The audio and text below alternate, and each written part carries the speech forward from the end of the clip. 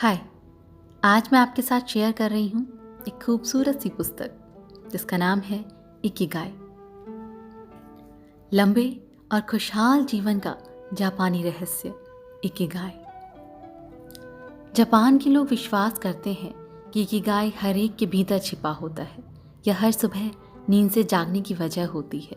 प्रेरणा और सांत्वना देने वाली ये पुस्तक आपको अपना व्यक्तिगत इकिगाई खोजने में मदद के लिए जीवन में परिवर्तन लाने वाले साधन उपलब्ध कराएगी। इकिगाई के साथ हर दिन सार्थकता और आनंद प्राप्त करें। हम हमेशा ही अपने आप से ये सवाल पूछते रहते हैं कि आखिर मेरे जीवन का उद्देश्य क्या है? What is my life purpose? तो जीवन का उद्देश्य आखिर है क्या? क्या ज़्यादा से ज़्यादा साल जीना जीवन का लक्ष्य है या इससे भी बड़ा और इससे अलग कोई उद्देश्य है? कुछ लोगों को यह पता होता है कि उन्हें क्या चाहिए और वो उस लक्ष्य को प्राप्त करने के लिए जीते हैं, जबकि कुछ लोग हमेशा दुविधा में रहते हैं कि ऐसा क्यों होता है। तो ये जानने के लिए बात करते हैं इस रहस्यमय शब्द के बारे में, इकिगाई। ये एक जापानी संकल्पना है जिसका मतलब है हमेशा व्यस्त रहने से मिलने वाला आनंद, जिसका मकसद है जीवन का उद्देश्य ढूंढना, लेकिन इसमें काफी गहरा अर्थ छुपा है। इकिगाई शब्द जापान के लोगों की लंबी आयु का रहस्य बताता है। वैश्विक स्तर की तुलना में वहां लोगों की आयु का अनुपात काफी ज्यादा है। जापान के कुछ द्वीप जहां लोग बाकी जगहों की तुलना में लंबी उम्र जीते हैं, उनका कहना है कि अच्छा भोजन, ग्रीन टी और अच्छा मौसम इसमें बड़ी भूमिका निभाते हैं। लेकिन यहाँ के लोगों के ज़्यादा साल जीने के पीछे की असली वजह है इकिगाई।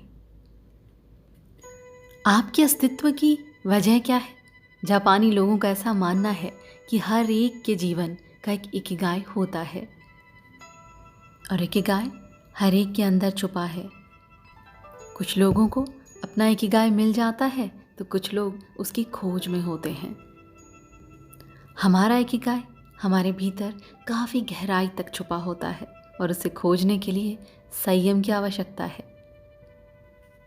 जापान के लोग कहते हैं कि उनके सुबह उठने के पीछे एक ही वजह होती है और वो है उन्हें मिला हुआ उनका इकिगाई। एक बार आपको अपना इकिगाई स्पष्ट हो जाए तो फिर सुख और संतुष्टि अपने आप मिलती है। जीवन को इसका असली अर्थ मिलता है।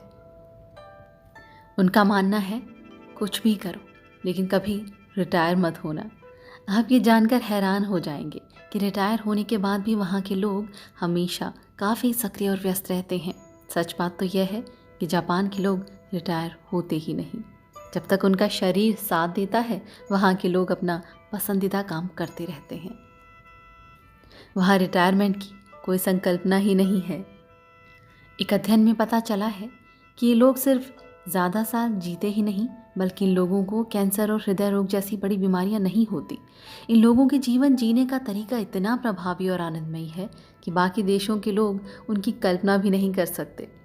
खून में उपलब्ध जिस चीज़ की वजह से उम्र बढ़ने की प्रक्रिया होती है उसकी मात्रा इन लोगों में कम होती है। इनका श्रेय वे 80% पेट भरने तक खाना खाने और चाय पीने की आदत को देते हैं।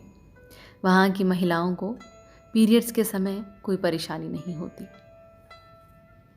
जापान के मुख्यतः 5 ऐसे द्वीप हैं जिन्हें द ब्लू जोन्स कहा जाता है, क्योंकि वहाँ दुनिया के अन्य हिस्सों की बजाय लोगों की उम्र ज़्यादा होती है। ये लोग बड़ी मात्रा में सब्जियां खाते हैं और रोज़ 1 या 2 ग्लास वाइन पीते हैं। लेकिन उनकी लंबी उम्र का श्रेय वो सामाजिक जुड़ाव की भावना को देते हैं। सुबह 5:30 बजे उठना और खेतों में और बगीचों में काम करना। ये लोग अपने जीवन का प्रबंधन कुछ इस तरह से करते हैं ताकि कम से कम तनाव आए। इसी के साथ वे मांसाहार बहुत कम खाते हैं। ज़्यादा स्ट्रॉन्ग एक्सरसाइज नहीं करते बल्कि हर रोज़ अपनी सब्जी के बागानों में काम करते हैं, पैदल चलते हैं, जिससे उनकी हल्की फुल्की गतिविधि हो जाती है। एक और तरीका जो जापान में मशहूर है 80% का राज। जापान में एक कहावत है, हारा हाची बू। ये पंक्ति खाना खाने से पहले कही जाती है।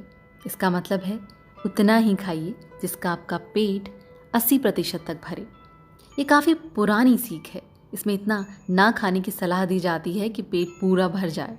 यही वजह है कि ओकिनावा के लोग उतना ही खाते हैं जितने में 80% पेट भरे। ये कभी भी पूरा पेट भर खाना नहीं खाते। वैसे तो ये जानने का कोई उपाय नहीं है कि हमारा पेट वाकई 80% भरा है या नहीं। इसीलिए जब हमें लगे कि हमारा पेट भरने लगा है तभी खाना बंद कर देना चाहिए। पेट भरने के बाद ज़्यादा खाना, मीठा खाना या खाने के बाद कोई जूस पीना आदि चीज़ें भले ही हमें कुछ पल का आनंद देती हों, लेकिन अगर हम इन चीज़ों को टाल दें तो लंबे समय तक आनंद मिलेगा। एक और जापानी तरीका जीवन से जुड़ना, मोआई। ओकिनावा में लोग अन्य किसी जगह के लोगों की तुलना में ज़्यादा दोस्ताना बर्ताव करते हैं। ये उनकी संस्कृति का एक अंग है। मोआई का मतलब होता है एक ही उद्देश्य से इकट्ठा हुए लोगों का गुट। इस समाज के कई लोगों के लिए समाज सेवा करना ही उनका इकिगाई होता है, जीवन उद्देश्य होता है। मोआई की संकल्पना की शुरुआत काफ़ी सालों पहले हुई। कठिन परिस्थितियों में कुछ किसान इकट्ठा हुए और उन्होंने इसकी शुरुआत की। इसके तहत जिसके खेत में कम अनाज उगता है उसकी बाकी सभी किसान मदद करते थे। मोआई से जुड़े लोग मासिक चंदा तय करते और उसको जमा करते। इस भुगतान से उन्हें बैठकों, भोज या जापानी शतरंज जैसे खेलों या साझा अभिरुचियों में भाग लेने का मौका मिलता। इस प्रकार समूह से एकत्रित धन को गतिविधियों में इस्तेमाल करने के बाद बचने पर उसे किसी एक सदस्य को दे दिया जाता था। इस प्रकार से मोआई में जो सदस्य होते थे उनकी भावनात्मक और आर्थिक दोनों ज़रूरतें पूरी होती थी। अगर मोआई के किसी भी सदस्य को पैसे की ज़रूरत हो तो उसे कुछ पैसे उधार भी दिए जाते हैं। इन सभी बातों का बहीखाता रखा जाता है और हर कोई अपनी जिम्मेदारी पहचान कर इस समूह का फ़ायदा लेता है। इस वजह से सभी के मन में सुरक्षा की भावना पनपती है और मेरी मदद के लिए पूरा समूह है, इस विचार से वो तनाव रहित और दीर्घायु जीवन जीते हैं।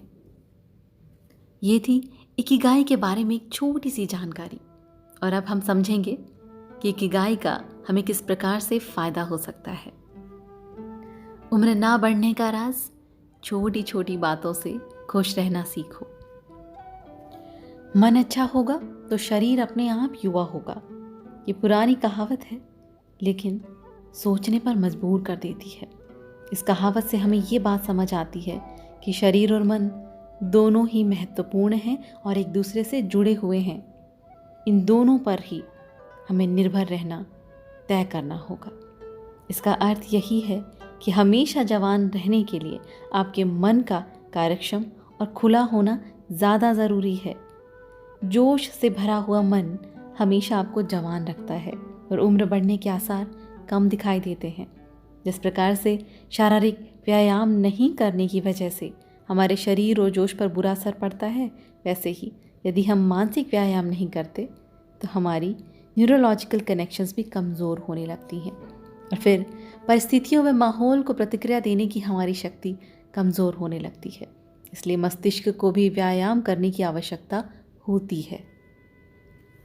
किसी के लिए क्या अच्छा है और उसे क्या अच्छा लगता है, इसमें हमेशा ही दुविधा होती है, जिसकी वजह से ही तनाव का निर्माण होता है। खासकर बुजुर्ग लोगों को हमेशा ही वही करना अच्छा लगता है जो वे आज तक करते आए हैं। समस्या यह है कि दिमाग के काम करने का तरीका ही ऐसा है कि वह नया सोचने की बजाय उसी चीज़ को दोहराना ज़्यादा पसंद करता है जो वह हमेशा से करता आया है।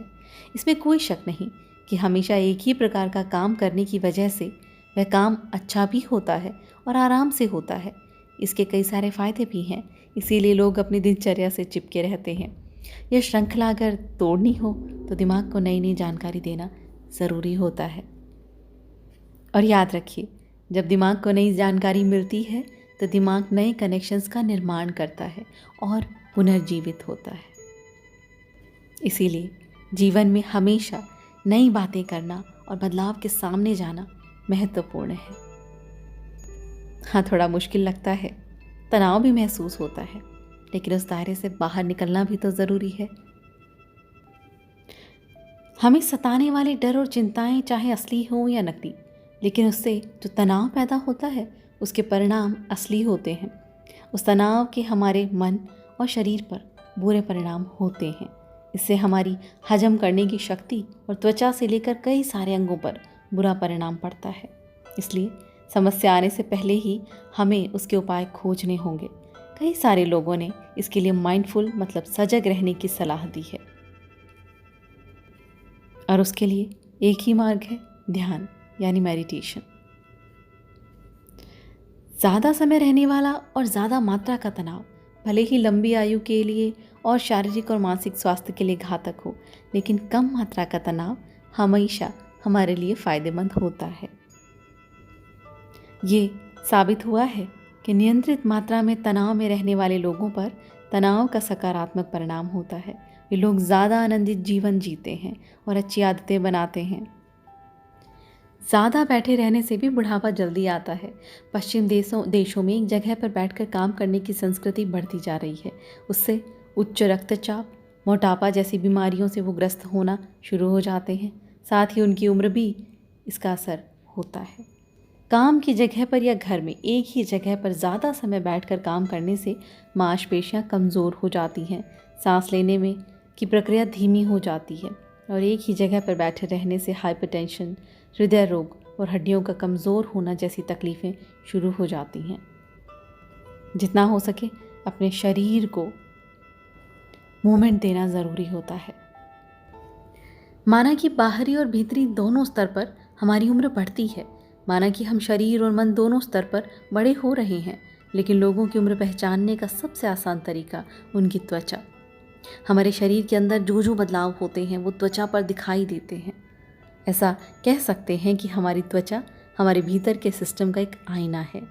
जो लोग मॉडलिंग करते हैं वो कहते हैं कि फैशन शो के कुछ टाइम पहले हम 9 से 10 घंटे की नींद लेते हैं। इससे हमारी त्वचा अच्छी दिखती है, और ये विज्ञान में साबित भी हुआ है कि युवा रहने के लिए सबसे प्रभावी साधन है नींद।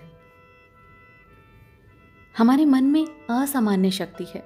हमारा शरीर जवान दिखेगा या बूढ़ा, इस पर मन का काफ़ी प्रभाव होता है। कई सारे डॉक्टर ये मानते हैं कि शरीर से जवान दिखने के लिए मन का कार्यरत होना, जोश से भरा होना ज़रूरी है, और यही इकिगाई का मुख्य तत्व है।